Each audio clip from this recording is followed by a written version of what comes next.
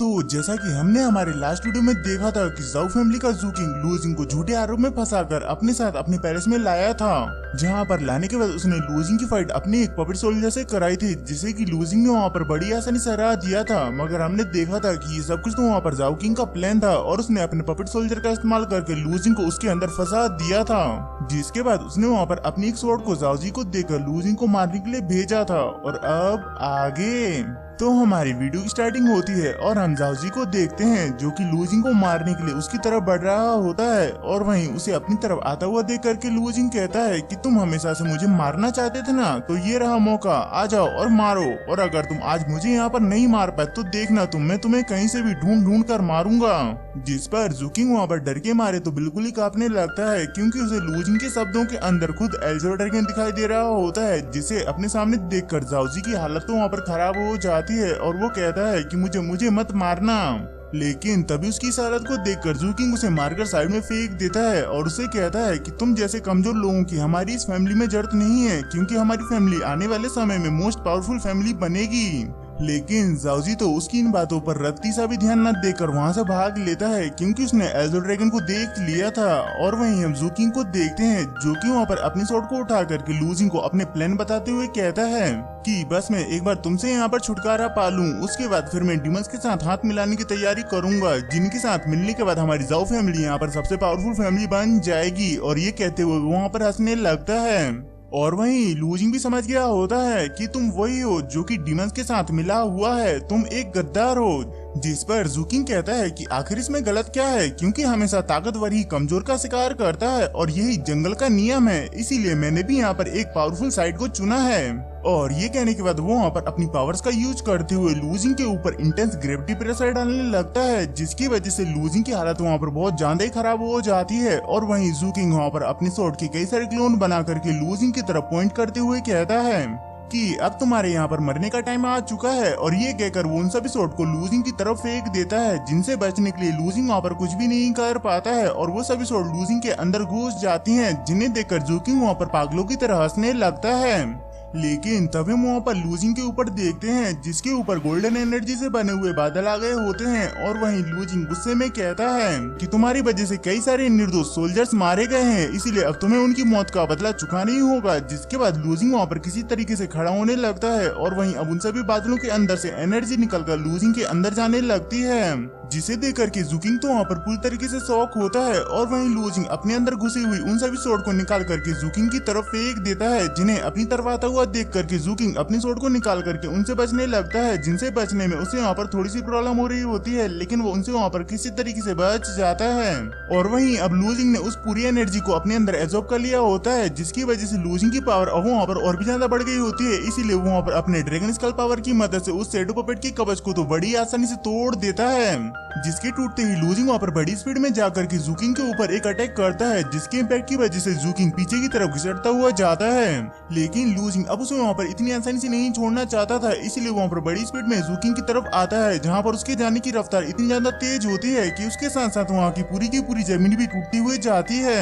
और वहीं लूजिंग अब वहाँ पर जूकिंग को एक जोरदार की किक देता है, जिसके इम्पैक्ट की वजह से जूकिंग तो वहाँ पर हवा में ही उड़ जाता है।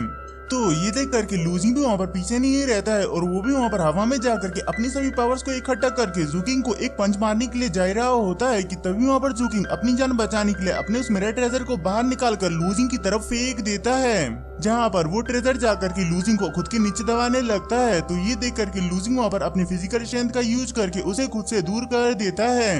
और वहीं ये देखकर जूकिंग हंसते हुए कहता है कि ये मिरर ट्रेजर कैनक्यू टावर की प्रोटेक्शन करने वाले ट्रेजर का एक प्रोटोटाइप है, इसीलिए तुम्हें यहाँ पर मेरे सामने सरेंडर कर देना चाहिए ताकि मैं तुम्हें एक अच्छी सी मौत दे सकूं।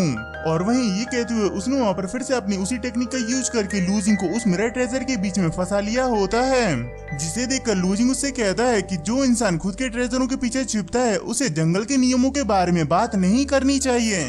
और ये कहकर वो वहाँ पर अपनी एल्जो ड्रैगन की पावर का यूज कर इस बार उस मिरर ट्रेजर से बड़ी आसानी से बाहर आ जाता है, जहाँ पर वो बाहर आने के बाद जूकिंग के साथ फाइट करना शुरू कर देता है। और वो दोनों शुरुआत में तो अपनी पावर्स का यूज करके एक दूसरे से फाइट कर रहे होते हैं, जिसके बाद फिर वो दोनों एक दूसरे के साथ मुक्कालात करने लगते हैं और उन दोनों में ही लूजिंग जूकिंग के ऊपर भारी पड़ता हुआ नजर आ रहा होता है।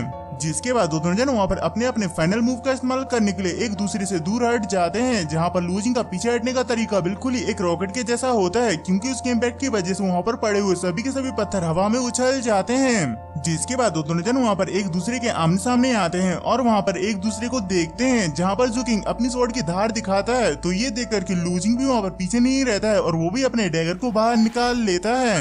और अब उन दोनों के बीच का मैटर इतना ज्यादा इंटेंस हो गया होता है कि उन दोनों के अंदर से निकलने वाली ग्रेविटी की वजह से वहाँ पर पड़े हुए सभी के सभी पत्थर हवा में उड़ने लगते हैं, जहाँ पर उन दोनों की नजर एक दूसरे के ऊपर होती है और उसी समय जमीन के ऊपर एक वाटर ड्रॉप गिरती है, जिसके गिरते ही वो दोनों जन वहाँ पर शुरू हो जाते हैं और वो दोनों बड़ी स्पीड में जाकर के एक दूसरे के ऊपर अटैक करते हैं, जहाँ पर उन दोनों का अटैक इतना ज्यादा स्पीड से हुआ होता है कि ज़ूकिंग का पैलेस वहाँ पर झेल नहीं पाता है और नीचे ही गिर जाता है, जिसकी वजह से वहाँ पर धूल धूल हो जाती है। और उन दोनों को देखकर अभी भी वहाँ पर समझ नहीं आ रहा होता है कि आखिरकार उन दोनों में से वहाँ पर कौन जीता है। लेकिन तभी वहाँ पर लूजिंग को देखते हैं, जिसके मुंह के अंदर से खून आने लगता है, जिसे देखकर ज़ूकिंग वहाँ पर अपनी स्वॉर्ड को लेकर लूजिंग की तरफ बढ़ने लगता है, जहाँ पर वो लूजिंग की तरफ आते हुए कहता है कि तुमने मुझे यहाँ पर बहुत ज्यादा परेशान किया है, इसीलिए अब मैं तुम्हें यहाँ पर मारकर तुमसे उस वेपन रिफाइनिंग मैनुअल को ले लूंगा। जिसके रिप्लाई में लूजिंग उससे कहता है कि तुम एक गद्दार हो, इसलिए तुम्हें मुझसे जो चाहिए मुझे नहीं लगता है कि वो तुम्हें मिलेगा।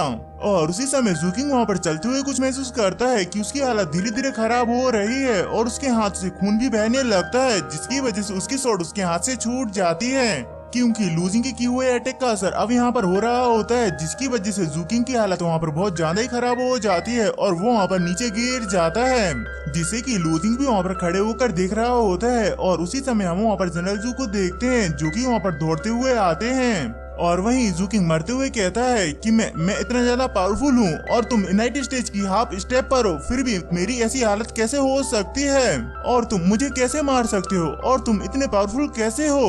और ये कहते हुए उसका काम वहीं पर ही खत्म हो जाता है और उसके हाथ वाली पेपर वर्ड भी वहाँ पर डिसअपेयर हो जाती है, जिसे देखकर जनरल ज़ू को वहाँ पर कुछ गलतफहमी होती है और वो वहाँ पर लूजिंग से कहते हैं कि तुम ही हो ना क्लेस का सेक्रेट डिसाइपल जो कि डिमंस के साथ मिला हुआ है और तुमने उनके साथ मिलकर हमारे मिलिट्री काउंसिलर को मार दिया है, इसीलिए तुम्हें यहाँ पर माफ नहीं किया जा सकता है।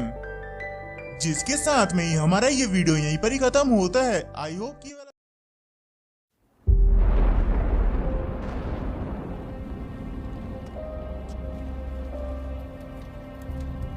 该死！明明吸收斗气的速度远超之前，却为什么无法凝聚于体内？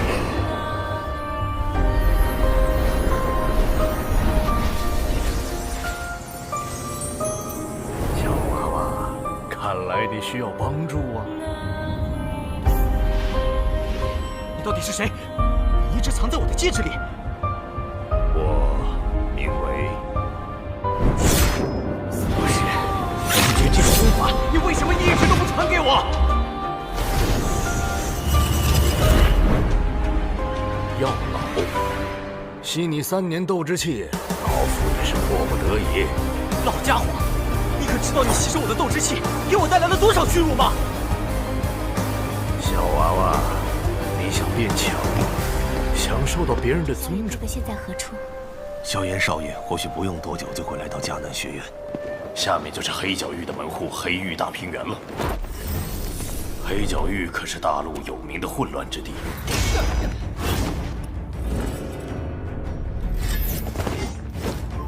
据说这次黑阴城拍卖会是八扇门主持，他们是这里的掌权者，一会儿进去可得处处小心。少宗主，有什么不对吗？对面那家伙，我之前见到过。每次见到他，我都有一种奇怪的忌惮感。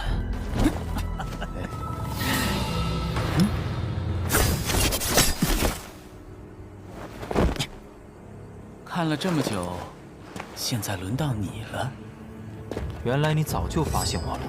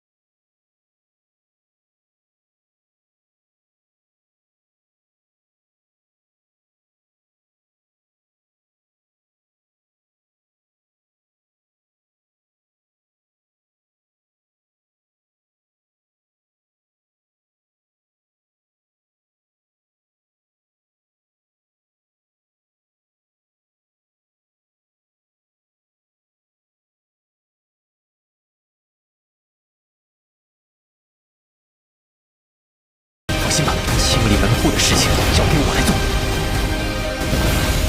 要是你，师兄会让你和老师一起永埋死地。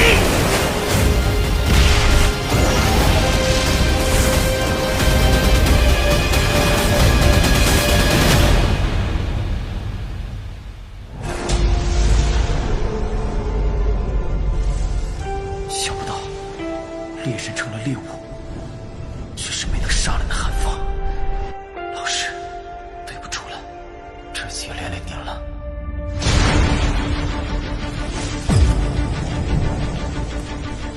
离开吧，弱者没有资格拥有的。识相的话，就乖乖交出火能，否则一会儿你们就只能爬着进内院了。该死的！这到底是什么鬼东西？既然这样，那留你还有何用？若是当年不与那人硬然定什么3年之约，恐怕也不会让这个家族亲人失散。兄儿，你要走？一旦被他们锁定了位置，我们俩都会性命堪忧。所有的阴谋，只为了这一天，我已经等待了太久。今天若是你能够安然无恙地走下擂台，萧炎从此不再踏进迦南学院半步。他迟早会发现的。既然如此，就给他一个惊喜吧。今天，我不会让你们两人彻底的闭上嘴。就算他还活着，你们之间也绝不可能。